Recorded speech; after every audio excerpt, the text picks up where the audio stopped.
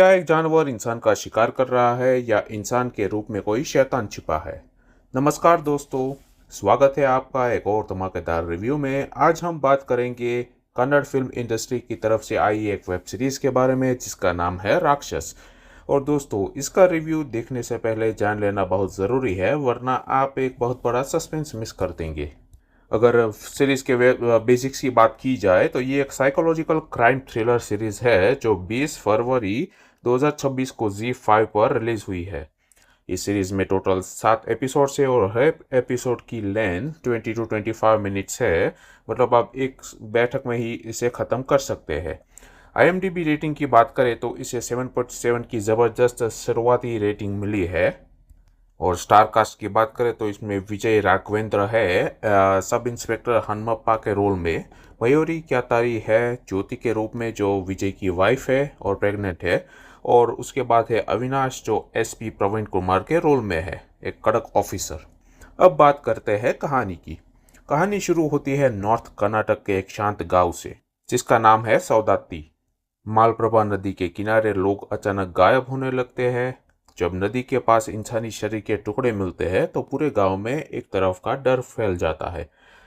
सबको लगता है कि ये काम नदी में रहने वाले खूंखार मगरमच्छ का है। लेकिन उसके बाद एंट्री होती है हमारे हीरो की, सब इंस्पेक्टर हनुमप्पा की।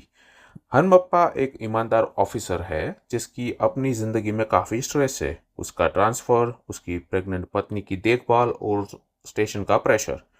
जब हनुमप्पा इन्वेस्टिगेशन शुरू करते हैं तो उन्हें एहसास होता है कि कोई आम जानवर का काम नहीं है। केस तब पलट जाता है जब एक लाश का सर गायब हो जाता है। मतलब जब लाश मिलती है तब उसका सर था, लेकिन बाद में कुछ ऐसा होता है जिसकी वजह से भागादौड़ी मच जाती है और बाद में जब दोबारा लोग आते हैं तो उसका सिर गायब था। अब जैसे जैसे हनुमप्पा गहराई में जाते हैं उन्हें पता चलता है कि इसके पीछे कोई अंधविश्वास, पुरानी रस्म या फिर कोई बहुत ही शातिर निभाग का राक्षस छुपा हुआ है। क्या हनुमप्पा उस कातिल को पकड़ पाएगा? क्या वो मगरमच्छ का सिर्फ एक पर्दा है? ये जानने के लिए आपको सीरीज देखनी पड़ेगी। इस सीरीज का डायरेक्शन सुहान प्रसाद ने किया है और उन्होंने गांव के माहौल को इतने बेहतरीन तरीके से दिखाया है कि आपको डर महसूस होने लगेगा। बैकग्राउंड स्कोर और सिनेमेटोग्राफी टॉप नॉच है। हालांकि तीसरे एपिसोड के बाद सस्पेंस थोड़ा जल्दी खुल जाता है, लेकिन उसके बाद की कहानी आपको बांध कर रखती है। तो दोस्तों, अगर आप विलंगू जैसी सीरीज पसंद आई थी तो यह आपके लिए मस्ट वॉच है। परफॉर्मेंस, स्टोरी और सस्पेंस को ध्यान में रखते हुए मैं इस सीरीज को देना चाहूँगा 3 स्टार आउट ऑफ 5। तो क्या आप तैयार है इस राक्षस का सामना करने के लिए? कमेंट करके हमें बताइए। और हाँ, ऐसे ही कड़क रिव्यू के लिए चैनल को सब्सक्राइब करना मत भूलना, क्योंकि कोई भी सीरीज हिट हो या फ्लॉप उसका सच जान लो देखने से पहले पर। मिलते हैं अगले वीडियो में, तब तक के लिए अलविदा, बाय।